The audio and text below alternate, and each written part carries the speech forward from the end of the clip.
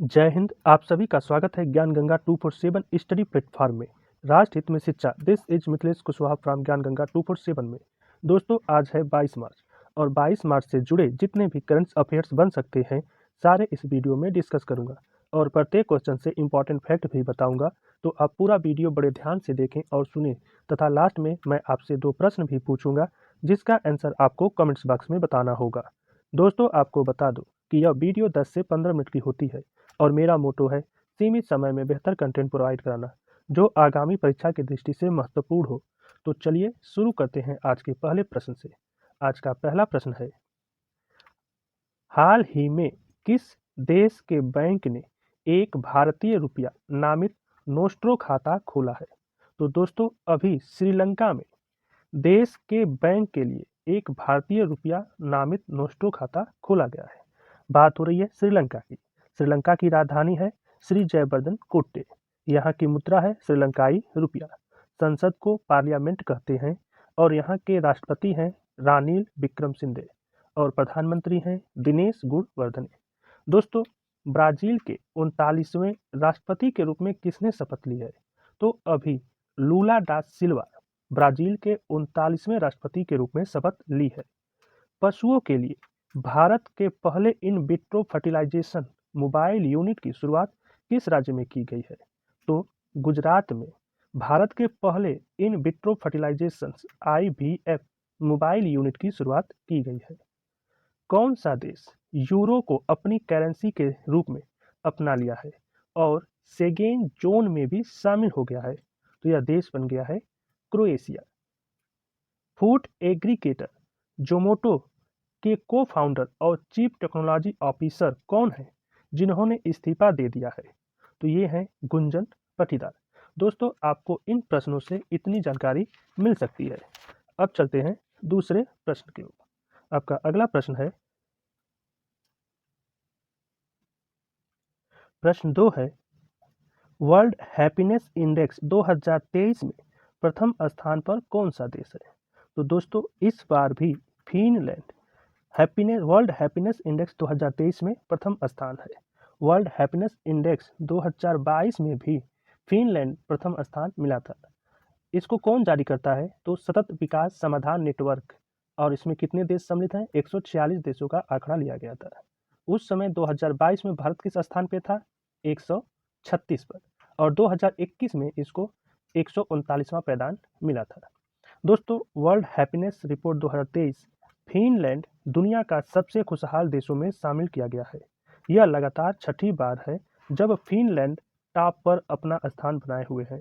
World happiness report बनाते समय देश के लोगों की लाइफ स्टाइल, वहाँ की GDP, सोशल सपोर्ट, बेहद कम भ्रष्टाचार और एक दूसरे के प्रति दिखाए गए प्रेम के आधार पर बनाया जाता है। हैप्पीनेस रिपोर्ट में भारत को 125वां पायदान पर रखा गया है। वर्ल्ड हैप्पीनेस रिपोर्ट 2023 भारत के लिहाजा से बेहद निराशाजनक है क्योंकि भारत के पड़ोसी देश पाकिस्तान 108 पर, म्यांमार 72, नेपाल 78, बांग्लादेश 102 और चीन 64वें स्थान पर भारत से ऊपर रखा गया है। दोस्तों, जलवायु परिवर्तन सूचकांक 2023 इसको कौन जारी करता है? German watch and climate action network. इसमें 63 देशों को सम्मिलित किया गया था।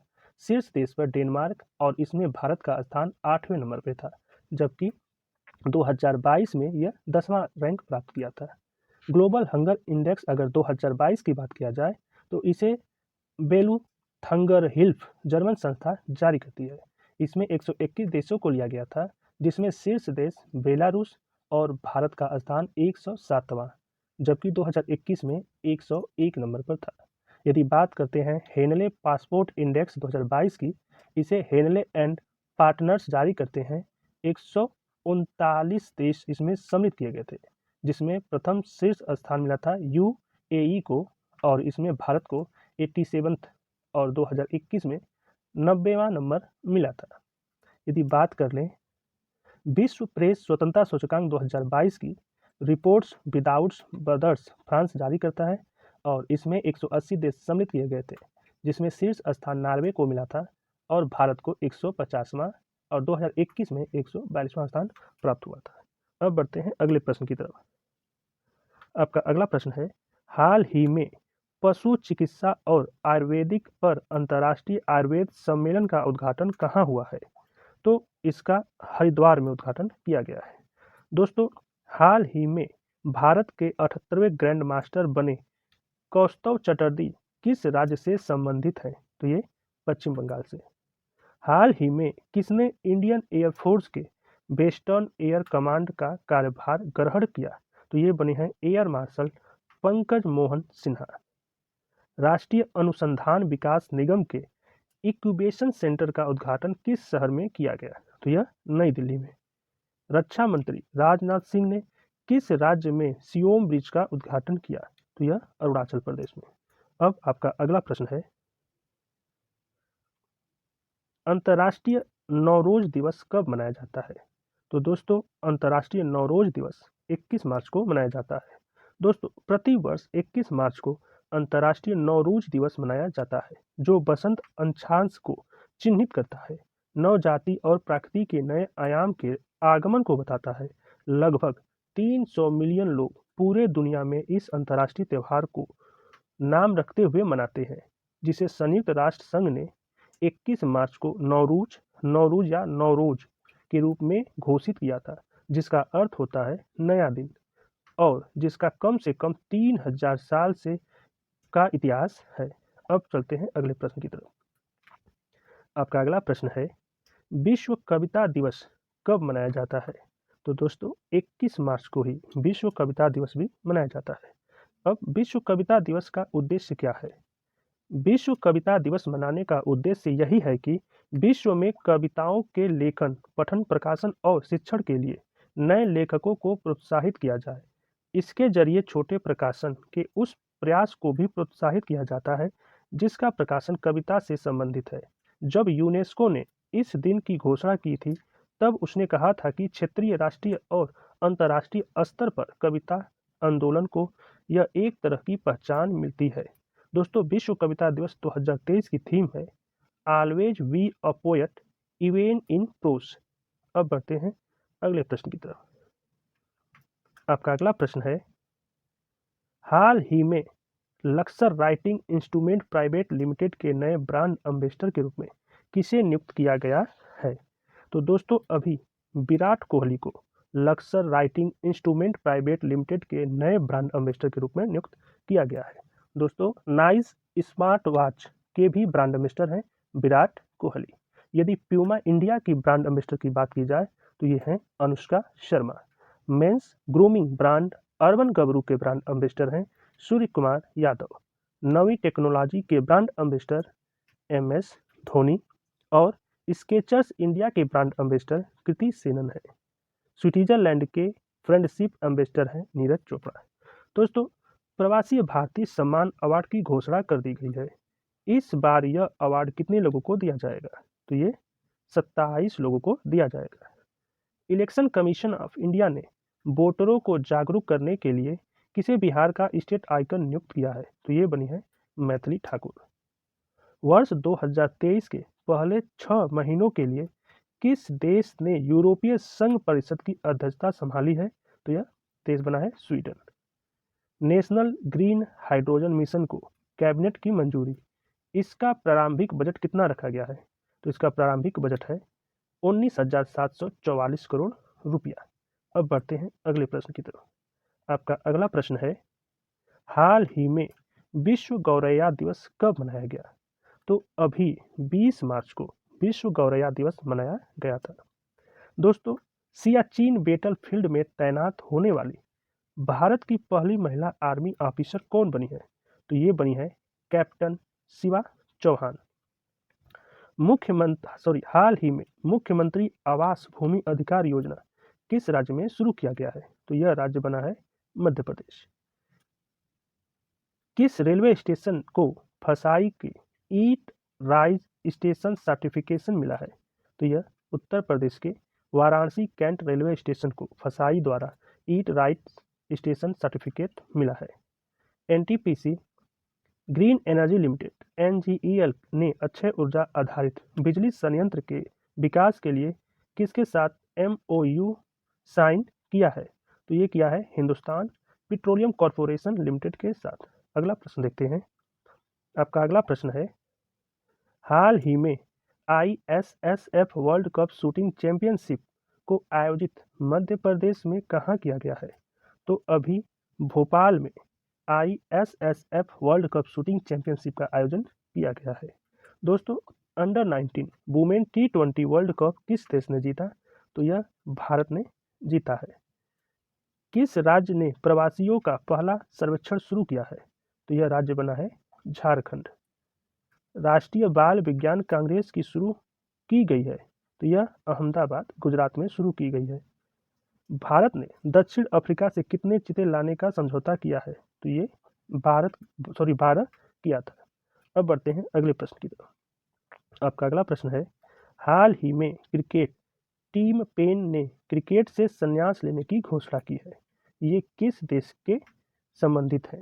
तो दोस्तों, क्रिकेटर टीम पेन ऑस्ट्रेलिया से संबंध रखते हैं।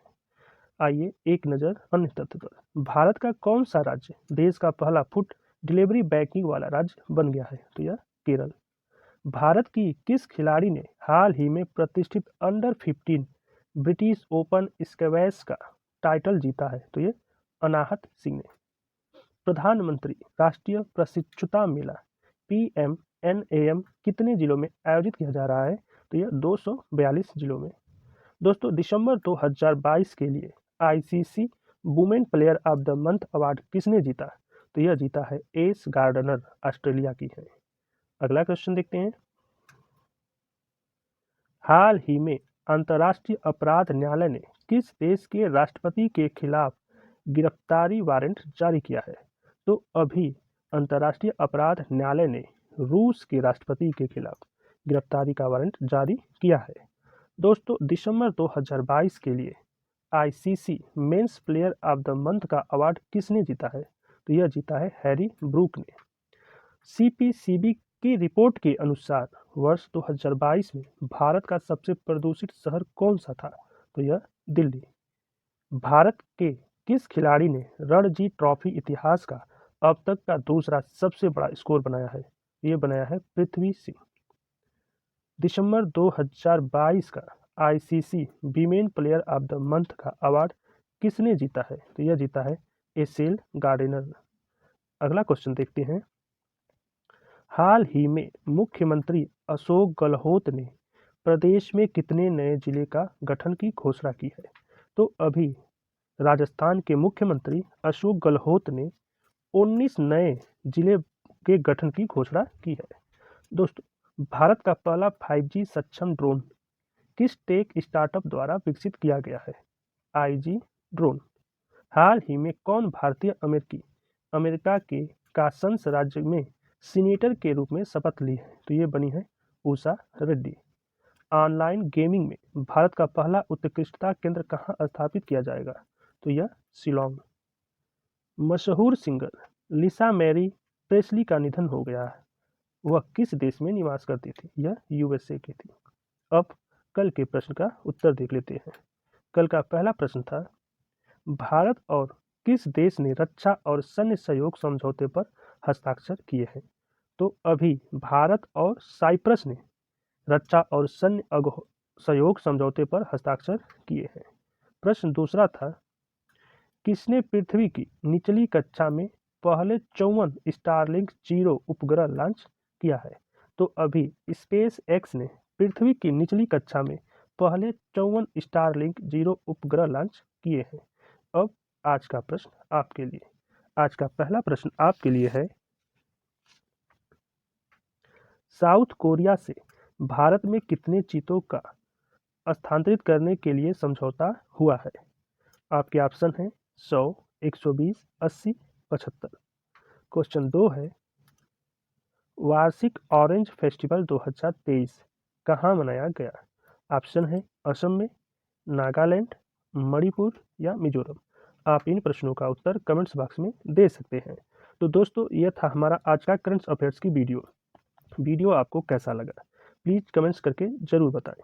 और अभी तक आपने इस चैनल को सब्सक्राइब नहीं किया है तो इसे सब्सक्राइब जरूर कर लें और साथ ही में बेल आइकन को प्रेस कर दें ताकि आपको नए वीडियो का नोटिफिकेशन मिलता रहे। आपको इस चैनल से निश्चित मदद मिलती रहेगी। ज्ञान Ganga 247 always with you. Thanks for supporting and watching video. जय हिंद।